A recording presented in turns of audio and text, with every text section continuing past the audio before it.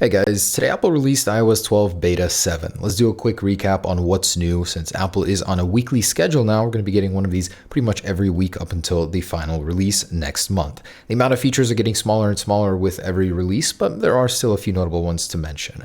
Now, first off, the update was about 250 to 300 megabytes on my iPhone 10. I did update from an iOS 11.1.2 device, as I did actually just break an iPhone, so a little disappointed about that, but before I was at 36.2 gigabytes, after 40.73. So I got 4 gigabytes back just by updating to iOS 12. So a lot of people will be looking forward to that coming from iOS 11.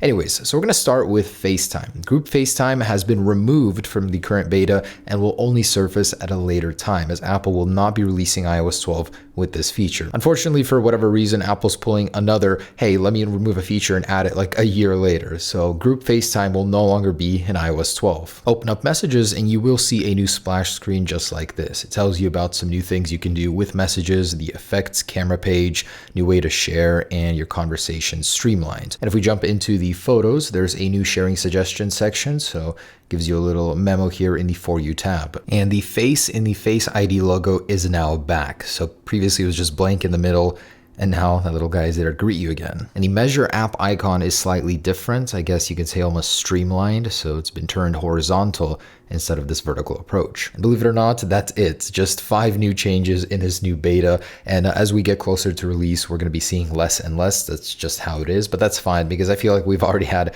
so many. I will do a final recap at the very end before the release, just so you guys have a very good idea of what's new in iOS 12. But that's it for Beta 7, but there have been a lot of new features found from Beta 6 I still wanted to mention.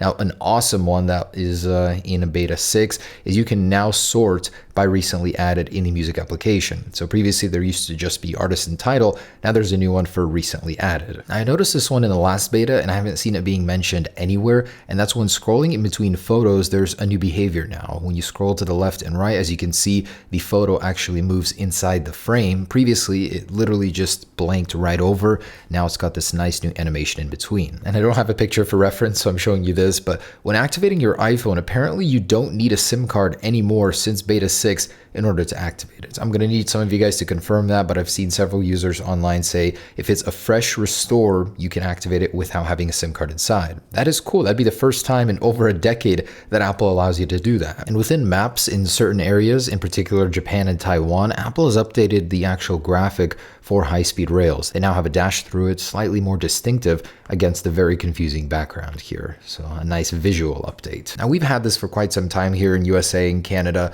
but the ability to search GIFs has just been added to several new countries, in particular Italy, Germany, and France. Now when you enable Do Not Disturb mode, in particular for 1 hour, it'll show you when it's going to be up. So it gives you the time here now in this little memo. And since Beta 6, it appears that Siri now suggests music to you. As you can see, there's a Siri suggestion right there, and depending on your mood, she'll commiserate with you and suggest a type of track. Okay, just kidding. It must be on your habits, maybe what you listen to often at a certain time. That's what I'm guessing. And if you have someone's birthday saved in your contacts, Siri will actually suggest that you go ahead and call them on their birthday, which is awesome. Nice little reminder for you. And several changes on iPad. So Stocks now supports this little slot in the split view, and it works pretty well, optimized. It's just weird that it's in white and not black like the iPhone application, but cool. And the picture-in-picture mode on iPad now has rounded corners, and I think this further adds to the fact that Apple will be releasing the rounded iPad here very soon that'll fit very nicely into the corners of it. And there's a new logo that appears on the status bar of the iPad when using a Lightning to HDMI adapter.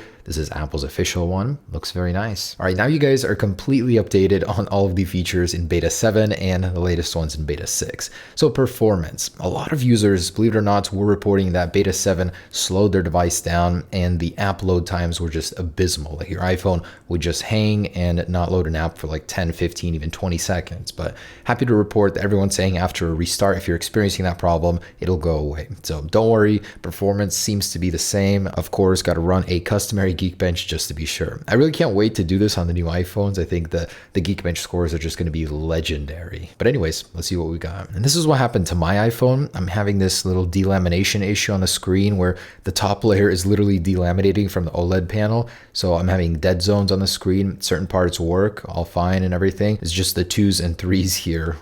This little area is not working. And that's a very healthy Geekbench score. So completely normal. Performance for me is very good. I haven't noticed that hanging issue, but if you guys do have it, again, do restart your iPhone. Everything should be a-okay. All right, guys, so there it is, iOS 12 Beta 7. Now, unofficially, the release dates for the new iPhones and subsequently iOS 12 is September 11th. So that means we have less than 1 month to go between now and the release of iOS 12. I'm very excited, but I've been running the beta for a while, so it's not going to be anything new to me, but for you guys, it will be quite the upgrade. Anyways, thanks for watching. Stay tuned.